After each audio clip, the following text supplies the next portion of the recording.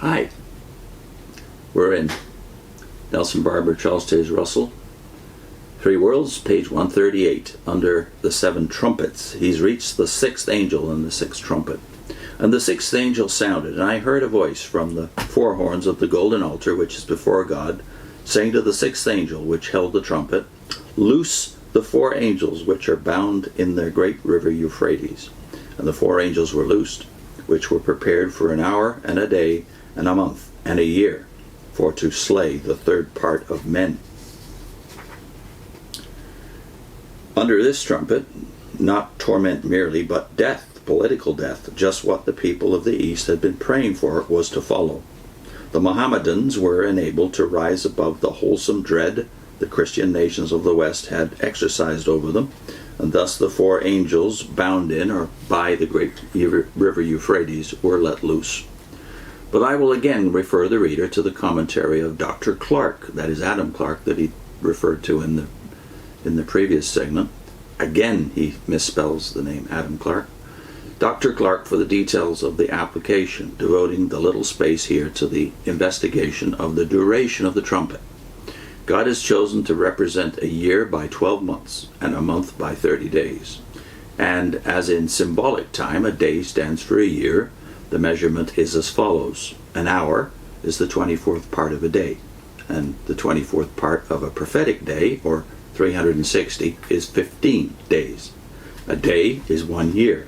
A month is 30 years. A year is 360 years. Therefore, the sixth trumpet sounded 391 years and 15 days, and commencing July 27th, 1449, should have ended August the 11th, 1840. In other words, the Mohammedan powers which filled the sixth trumpet were to control the East, which fell under their dominion for the above period of time. Those who will examine the American Encyclopedia or any other history of Europe as late as August 1840 will find the following facts.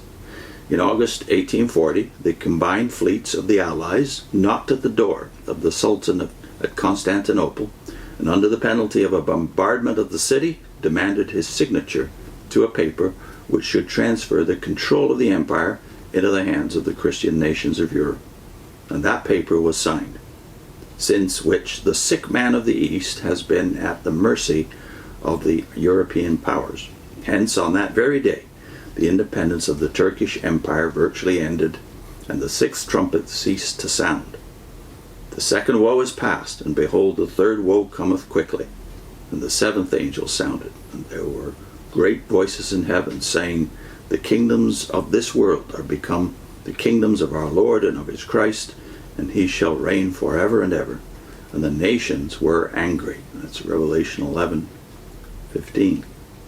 It will be noticed the sixth trumpet ended with the 9th chapter, and the subjects of the 10th and part of the 11th subjects of this 10th and part of the 11th chapters are introduced before the sounding of the seventh trumpet is described.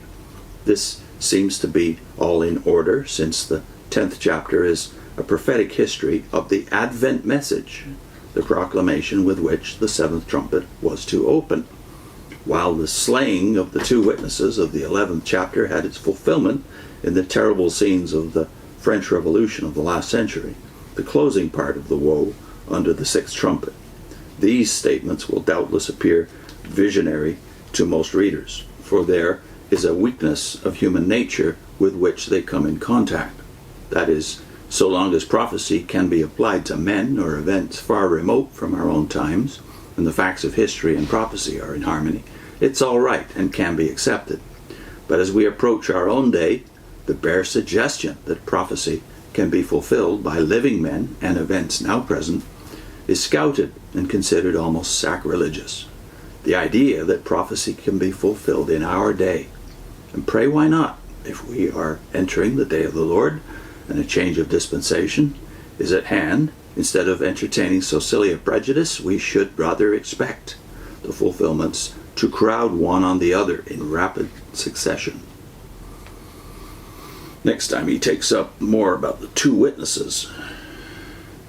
Put in a link to our video on chapter 11 of Revelation. Babylon, or I rather should say chapter Yeah, chapter 11 it is, Babylon the Great, where we discuss the missing data in that chapter is, I guess the plural data is wrong, it would be datum. The missing fact in that chapter is the name of the city where all these events, the death of the two witnesses, actually occur.